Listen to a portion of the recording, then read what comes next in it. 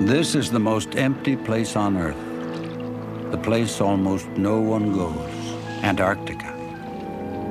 It's the last continent discovered by explorers, the last place to be charted and examined and understood, the last place to be inhabited. Even the wildlife here knows this land is different, and perhaps it is a mark of how harsh this land can be, that there is no creature here that cannot swim or fly away.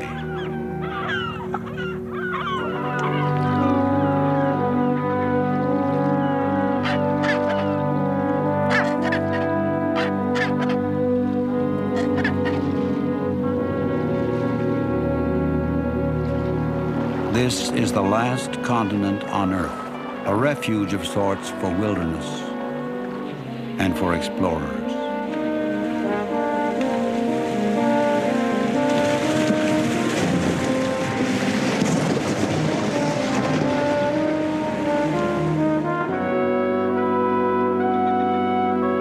Falkland Islands. A half dozen times in the last decade or so, they've sailed 900 miles south, 5 days at sea, to the islands scattered along the famed Antarctic Peninsula.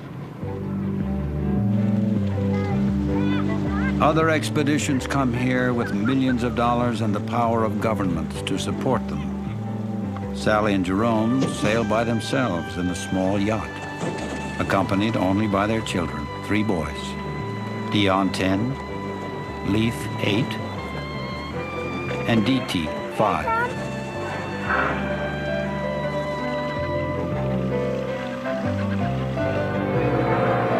We're going on that one there.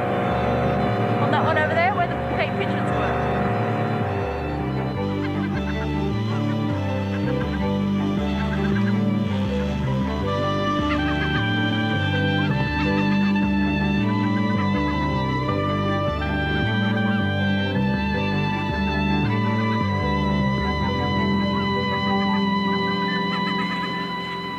They trek on remote rocky islands, trying to learn more about this once unknown and foreboding continent of rock and ice, while there's still time to protect the unique balance of life that exists here. Can't you see this, Dennis? I know. It's a long time since I've seen the egg, but I know that they're very big for the size of the bird. Like they are white like that, though. Yeah? I'll take your foot too, do I? Yeah. Try not to walk on the moss too much, okay?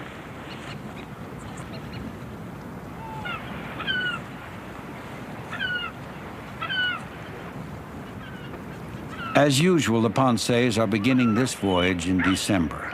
High summer and vacation time for the boys, when some days might get as warm as 40 degrees. This will not last long, the Pensees know. Winter and ice are never very distant here.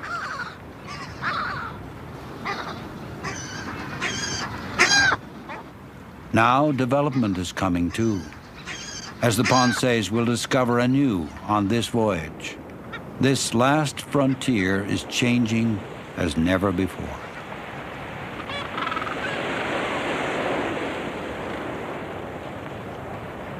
The Pensees have gradually come to concentrate on the odd and endearing birds that are native to this place. They're concerned now that penguins may become threatened because many countries are claiming interests in the riches that may lie here. The Pensees will use their boat, part research vessel, part home, to search out penguin colonies all along the Antarctic Peninsula. The peninsula reaches up some 700 miles from the continent towards South America. The Pensees' goal is to survey the size of penguin colonies. That is, to count them, all the way to Marguerite Bay at the bottom of the peninsula. Even further, if the ice will allow them. In earlier voyages, they've found many colonies no one else has ever seen. Deception Island, near the northern end of the peninsula, an early stop for the Pensees, and the site of a big colony of one of the 3 penguin species dominant on the peninsula, chinstraps. Scientists use penguins as a key indicator species to gauge the health of the entire delicate Antarctic ecosystem. To do that, though, they must know how many penguins are actually here.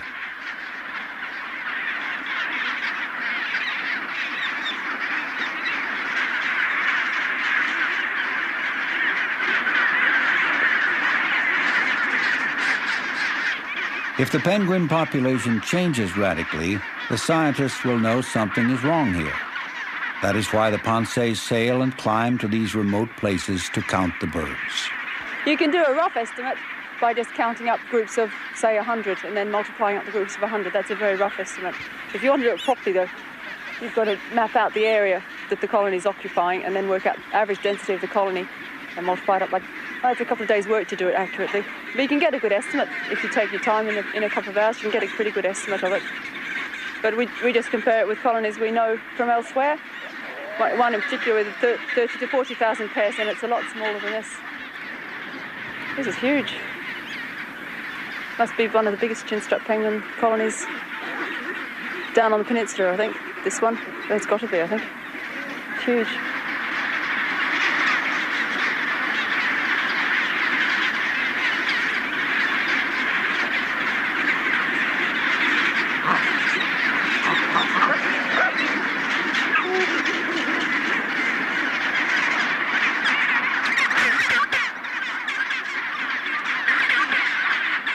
Chinstrap penguins seldom change mates, and they prefer to return to the same nest sites each year to hatch the young. The nests are rings of small stones set just out of pecking range of incubating neighbors.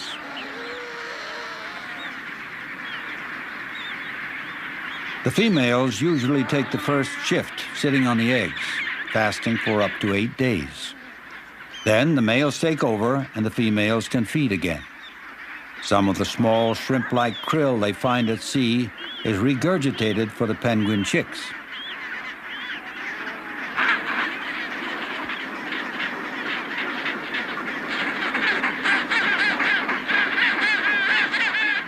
Sally does not spend much time with the colonies here on Deception Island, though. This time, her work lies further south.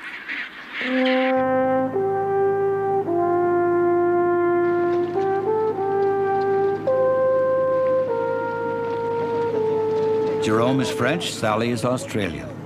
They sail aboard the 50-foot steel-hulled Damien II. It can look like a frail ship in amid all the ice and rock, but the ship can take the Ponceys places that others cannot go, which helps them make a living. They charter the boat for scientists doing coastal surveys. Indeed, Jerome knows his way along this coast intimately. He first came here almost 20 years ago, accompanied by his friend Gérard Janichon, who has rejoined him for this voyage. It's unusual to sail in the Antarctic now, but it was truly extraordinary then.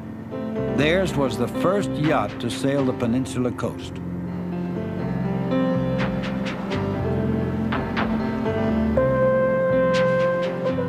The adventure made them heroes in France. Fees from a book allowed each of them to build bigger and better versions of the first vessel. But new boats don't eliminate the 4-hour watches throughout this 2-month journey, or the sameness of stored food, or the confining conditions of life at sea. These things they simply get used to. But anyone who's lived on a yacht or on a boat, tell you get used to shifts, 4 hours on, 4 hours off, or whatever you happen to do, and it's just something you get used to. You can't have exactly what you want to eat or drink when you feel like it, or you can't wash every day if you want to, or you can't go down to the nearest pub for a drink just to get away from it. You just accept that. It might look difficult to people, but I can tell you, for Jerome and perhaps less so for me, it's far more difficult. It would be far more difficult for him to have to get into a car every morning and drive to work.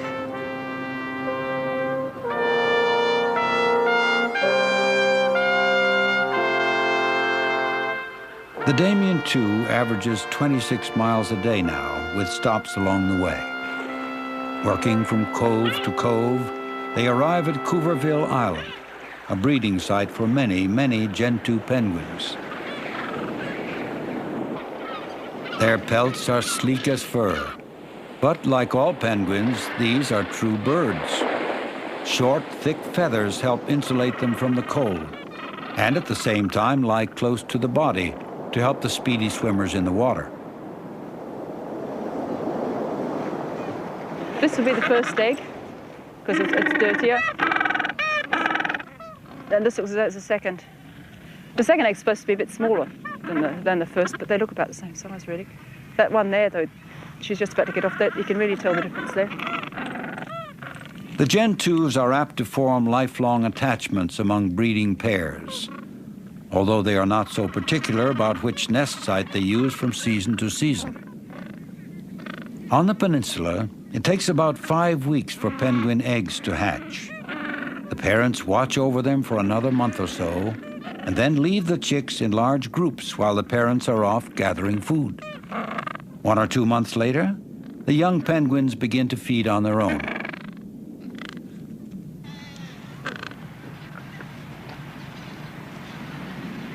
Got beautiful nests. These ones are well made anyway, with the stones like that. And they all seem to be just sitting right. If you remember the chin straps at Deception, all mucky, all smelly, in all directions. These are all nice and neat and orderly and quiet. I think, don't know, you'll see adalies later on, but I think these are probably the prettiest of the birds. By now, Sally and Jerome have witnessed this cycle of penguin life many times, and still, Antarctica fascinates them. The first time when we come with you, we just put the foot ashore, and that was an achievement for us, at least, and we are very pleased with that. So we've been a bit scared. We've been fighting to reach Antarctica, and the only thing you want after is come back a bit more confident and go a bit farther. This is what we have done, just going farther and farther, each time knowing a bit more. And when you start to know a place, it starts to belong to you, or you belong to this place. And it's what's happened to us.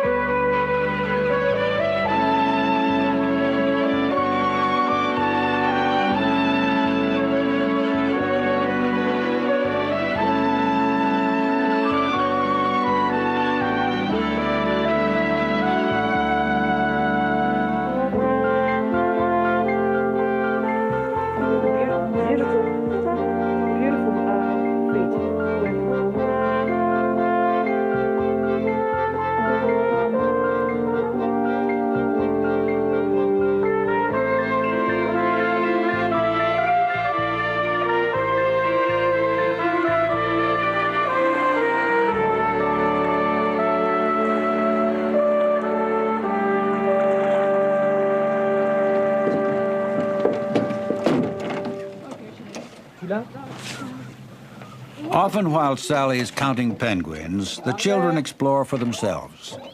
At the shore here, they've spotted a leopard seal coming close. He's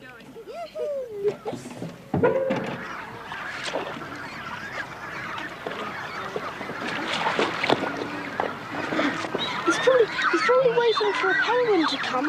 Then when a penguin comes, he's probably going to get it. Penguins that survive to adulthood may live for 20 years. They're safe on land with practically no predators. But in the sea, there is danger from seals, especially the leopard seal.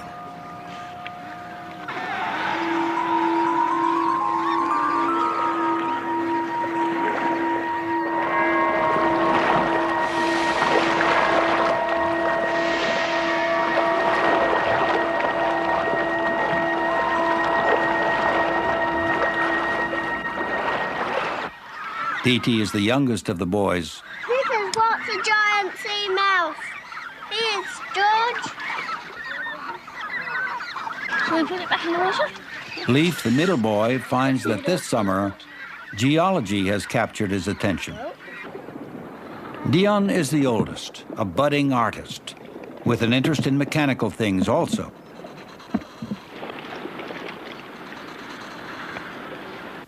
Don't jump. Just go slowly down. Can you turn around the other way? Some of this Antarctic exploration that the boys share can look dangerous to an outsider. Still hanging on to the rocks? But plainly, Sally and Jerome see great benefits in bringing the children with them. At home in the Falklands, a traveling schoolmaster visits for a couple of weeks every other month or so, with lessons from Sally in between. On board the Damien II, the boys learn about Earth science by splashing where boiling volcanic waters mix with the near-frozen sea.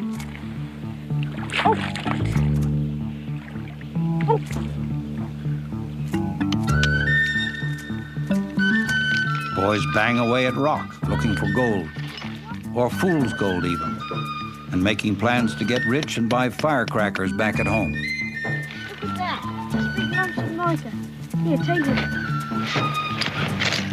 There was enough money to buy all the devil daggers in the Falklands. No more, Jill. Jill, no more.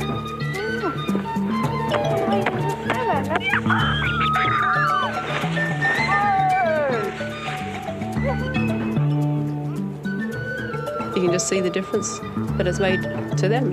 And coming down here for 3 months, I mean, you can see how many people they meet and what they're introduced to and what they're capable of learning. And there's no way, I mean, there are other ways of getting the same education or the same facts, but this is a very, very good way of getting it, you see.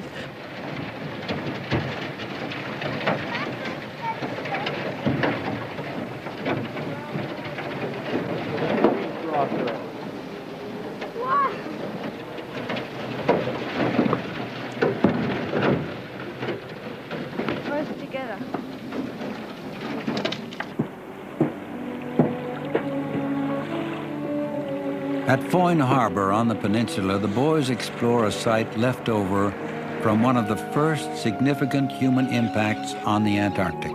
It's an old whaler's anchorage, where boats once filled casks with glacier water. The whalers are long gone. The whaling ship lies abandoned where it ran aground.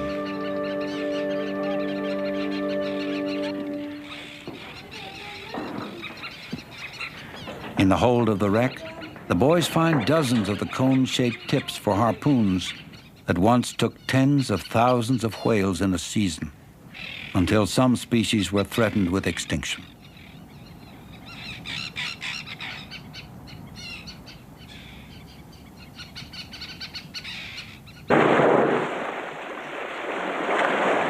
At last, international protest put a stop to commercial whaling. And there are signs that the animals may be recovering in the southern oceans. Yeah, you can see the ripples just there. There. 3 humpbacks approach the ship. Their size and curiosity must have made them easy targets for the whalers. Here's one.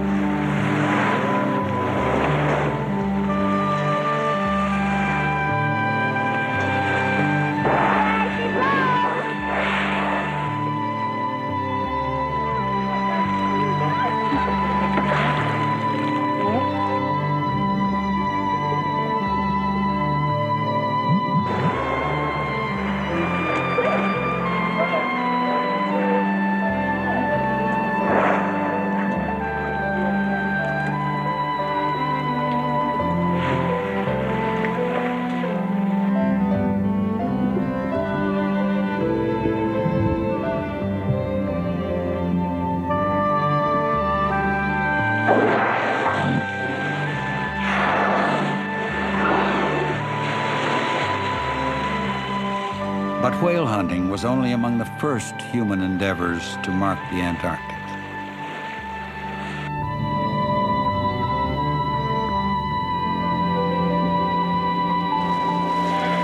Near Palmer Station, an American research site, Dion joins a party of skin divers from the base who are going to see what remains of one of the biggest environmental threats the continent has seen. Actually, we're surveying the wreck today to look for oil spills. Oil leaks. And some of the oil leaks they plugged up with wooden bugs and splash zone last year. The divers are protected as much as possible by their dry suits, but the water is frigidly cold, 33 degrees. Early last year, an Argentine supply ship that doubled as a tourist boat ran aground. Passengers used home video cameras to take these pictures. Within hours, they were rescued, but 4 days later, the ship had turned on its side. The ship's cargo of diesel oil began to spill. A Chilean Navy ship arrived quickly to contain the damage, but it was a month before Argentine and American crews managed to seal the wreck. It had about 250,000 gallons on board, and they're estimating that about half of that, 125,000, came out when it rolled. It might have been worse if the ship had carried heavy black crude oil instead of diesel fuel. But still, scientists worry that their research will be affected because the once pristine area is no longer so pure. The wreck has gone through a single Antarctic winter, but the damage has been very severe. It's kind of like a beer can that's been totally crushed. And there used to be 2 helicopters there. There's no sign of them at all now, other than 2 tires. And the heli deck is mostly crushed, and there's no visible signs of oil leaking out anymore. Any cleanup operation would be difficult here. Indeed, all along the peninsula, it's clear that very often no one bothers to clean the mess that is left behind. The penguins hardly seem to notice, but nevertheless, many environmentalists are concerned that we may spoil the last really large wilderness left on Earth before we begin to understand it.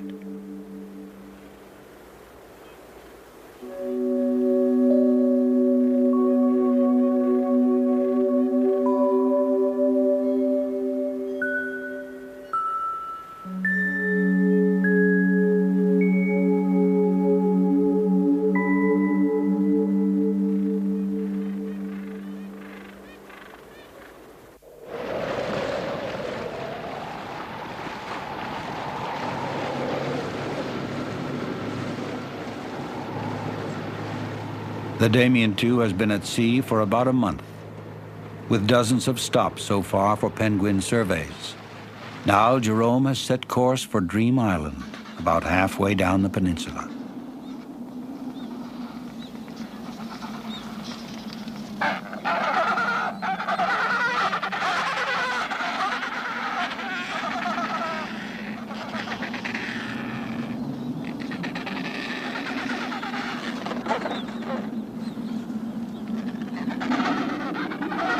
The island has a large colony of the 3rd species of penguins the Ponce's are counting, Adelies.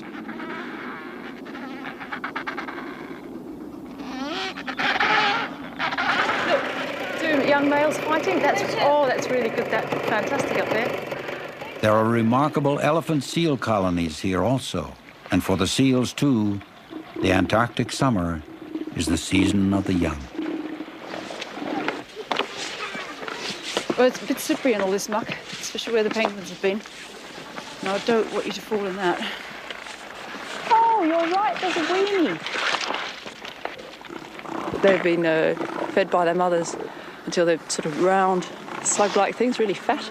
And the mothers go off and leave them, and they have to survive on the reserves they've made during the feeding time. They're just on the mother's milk. And they lie around on the beaches in groups. They're really, really sweet. Children quite like them. They're very beautiful to look at that stage. As they get a bit older, they're not so nice.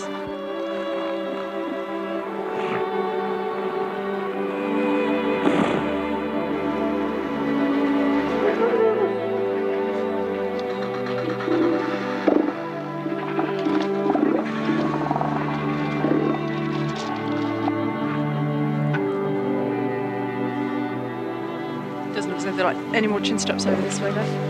They seem to be confined to that area back there. So I think I'll go back on the point and stop for the moment. It's too wet. In the water by the beach, young male seals play at combat. They are too young now to really harm one another. Later, when they develop the droopy noses that account for the elephant seal's name, they will fight seriously for groups of females.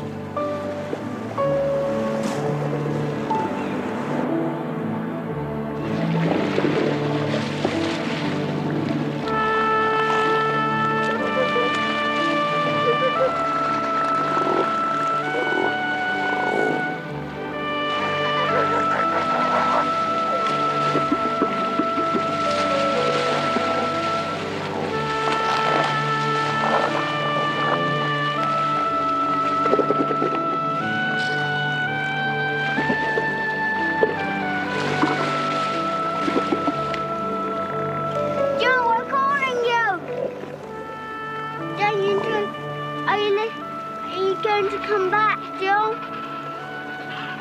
Hello, Deacon. Yes, I will come and get you now, okay?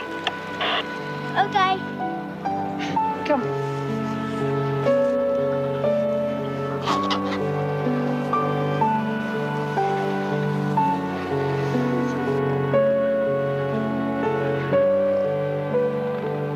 All along the coast, the Panseys find sites of earlier explorers, many of them no longer in use.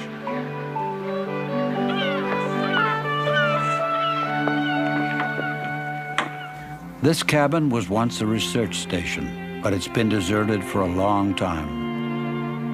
Inside, there are copies of letters and dispatches that are decades old. She'll be returning home about June and anticipate finding civilization somewhat bewildering. So would like to be considered for service as relief warden at a small hostel in the Highlands. It's the kind of thing now, over 30 years since it was put up, and it really is the kind of thing now you can say it's part of the history of this place, and it really should be preserved and looked after to keep it like this. And all this food, you never get food like this again in boxes. No one eats this kind of stuff anymore. But it's still here, and this is how a British base worked 30 years ago. And it's really worthwhile keeping, doing something about. The men who lived and worked in bases like these were taking part in an extraordinary study effort in the Antarctic, led by a dozen countries during the International Geophysical Year, 1957. The scientists paved the way for governments to go on cooperating, and eventually there was an Antarctic Treaty. It's worked ever since to hold Antarctica as a scientific reserve. Today, tourist ships send groups like this one from New York's Museum of Natural History ashore to the sites where once only scientists went. Antarctica's past and present meet here, and perhaps show the way to the future as well. Not too close to the penguins. Some environmentalists want to see the entire continent now made into a world park. No development or exploitation allowed. The Antarctic to remain as it is, a place for research. And for amateur naturalists to see the greatest unspoiled wilderness left.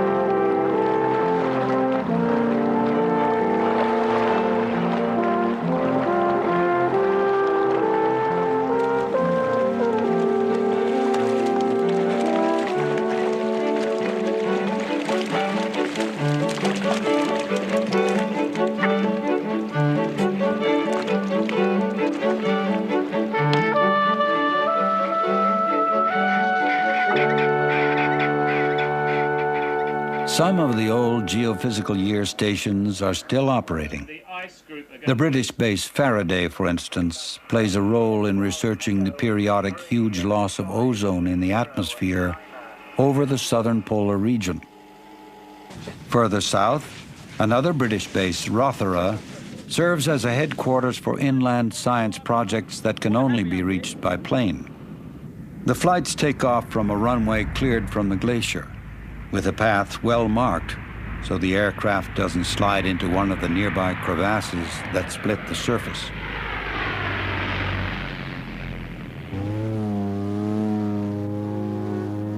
From the air, an observer easily sees the extent of one of the great treasures and paradoxes of Antarctica: ice. This is the driest continent. Hardly any snow or rain ever falls. But what does fall is frozen in place and remains. So Antarctica is both the continent with the least precipitation and the one with the most water, almost all of it locked up in ice. Some estimates are that 70% of the world's fresh water is here. The ice here on the plateau also provides an ancient atmospheric record that's key to studying new phenomenon such as the greenhouse effect.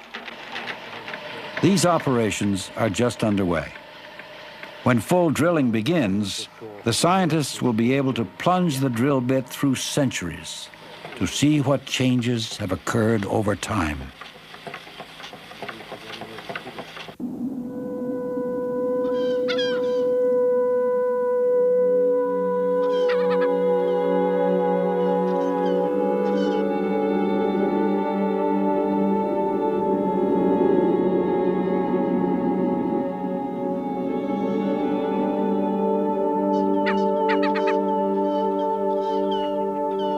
On board the Damien II again, the Antarctic summer is progressing, although it is still not dark after midnight.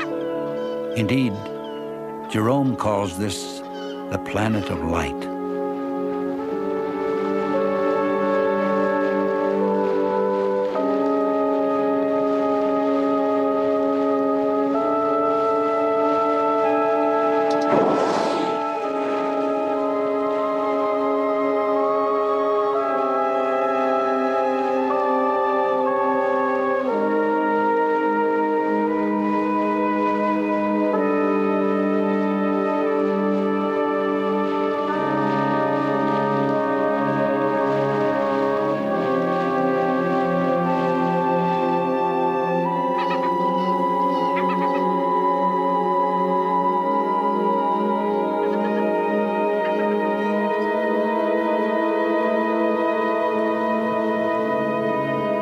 There are only a few stops left for the travelers, one of them a special place for Sally and Jerome.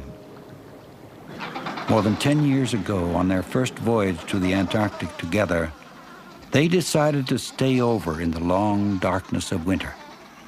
They had only the Damien II for a base, frozen in a harbor, here at Avian Island. It was a really big surprise for us to see just how many penguins there were, or how many birds there were on that island. We were really surrounded by them.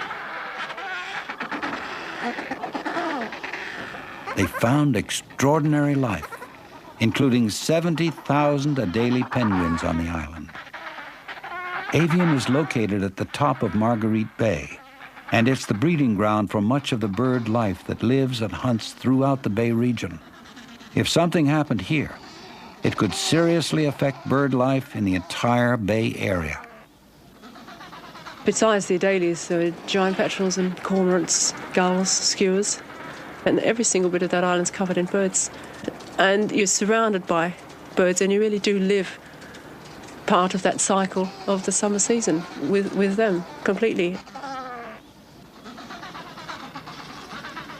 I don't know, whoever comes here to look at the birds will realise that the giant petrels here are more wary than others anywhere else, really. I see. Perhaps. But the Ponces are disturbed to learn the birds may soon be sharing the island. A Chilean scientist from a nearby base is examining Avian as a possible site for future studies. I don't. Depends what they want to do. If it's going to be... Sally and Jerome are beginning to worry that the many scientists and bases could soon overwhelm the fragile wilderness they have come to study.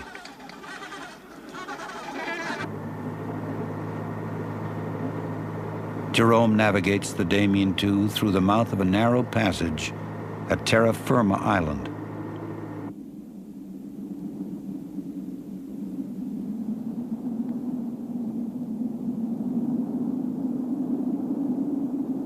They are very far south now, nearly at the base of the peninsula, where conditions are terribly harsh. Some years the sea is frozen solid here. The air is very cold. Nonetheless, small patches of grass and pearlwort flourish here. Unexceptional in any way, except that these are the southernmost flowering plants known to exist anywhere. The furthest outpost of green in a world that is almost all grays and blacks and ice white. It was the Ponces who made this discovery and reported it to the scientific world, although they now realize this too may draw others. People have to realize what this is and realize how they can damage it if they come too close and how they can keep away and still enjoy it. There's a bit of a compromise to do in it, and you can't just ban people from coming to certain places all over just because they might damage it. They've got to be taught how not to damage it so that they can come in and enjoy it.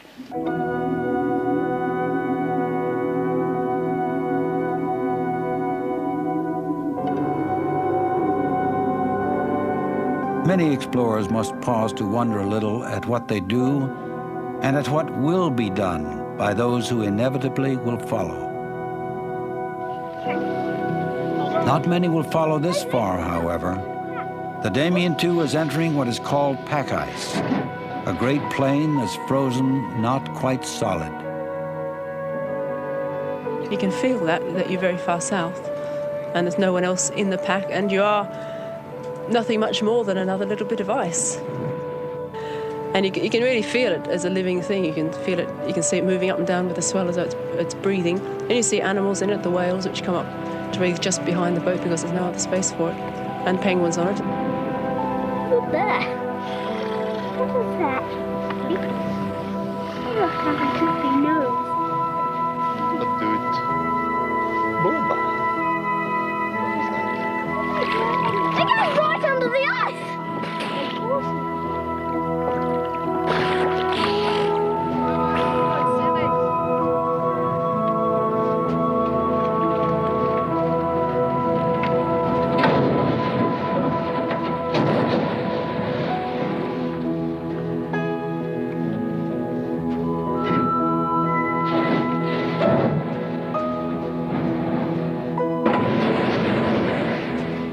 The steel hull of the ship allows it to smash its way through. The ice will get worse soon as it gets colder, and then it will not be possible to get through at all. Jerome must judge what is safe. Hey, look at the size of it, John. Look at the size of it. Oh, yeah, it's marvelous. See.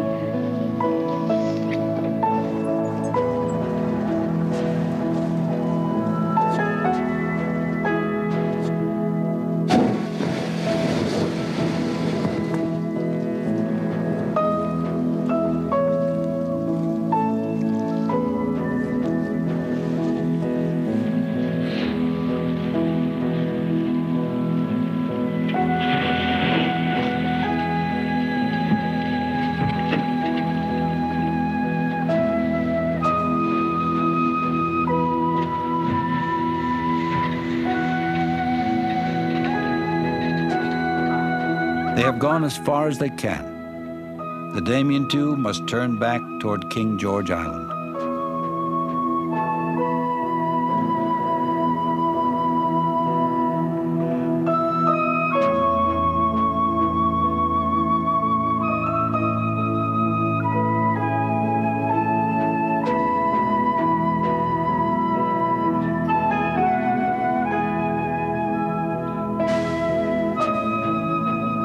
From the air, the ice floes look almost impenetrable.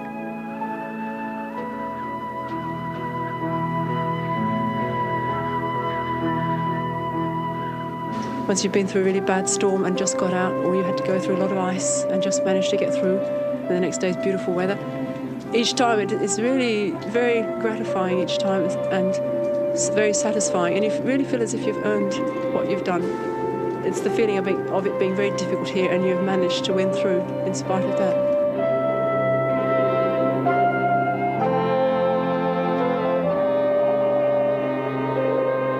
But all along the peninsula, it is clear that, as with all frontiers, this one is developing.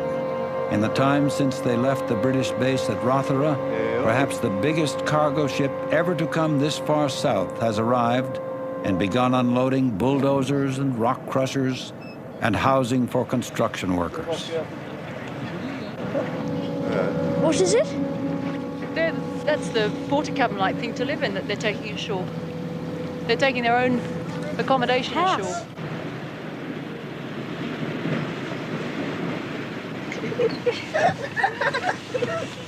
Well, I propose a whiskey for that.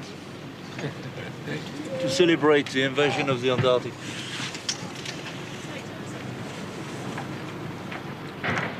The small landing strip on the snowfield above Rothera is to be replaced by a gravel runway, so bigger planes can come and go regularly. It will mean blasting away part of a hillside, but the scientists say it must be done if their work is to go on. The Antarctic Treaty, which has worked to protect the polar region for 3 decades, may be reviewed next year. Some countries are interested in exploring for oil here or for minerals. Already there is an agreement for exploitation that the treaty nations are considering. Some think offshore drilling for oil is certain, and that is going to mean the greatest change yet for Antarctica.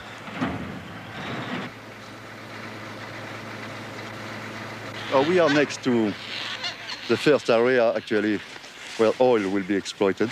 It's next to this sedimentary depot, so will be some oil rig somewhere here. And maybe this one will die covered with oil, like that. Or it will be starving, very hungry, because there will be no more food. After that will be our children. Meanwhile, building goes ahead, especially on King George Island, the Damien II's final destination. If you look at what's happening at Rothera, if you look at what's happening here, this is the first steps in opening the place up. That's for sure. What, I don't know. The rest of the world is still over the horizon, but it seems to get closer every day.